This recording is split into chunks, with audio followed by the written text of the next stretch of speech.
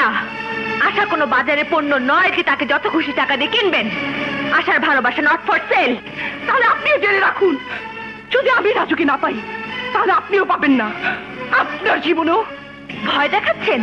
আমি ভয় পাই না, কারণ যারা ভালোবাসে তারা মানুষের জীবন নিতে পারে না, জীবন দিতে পারে।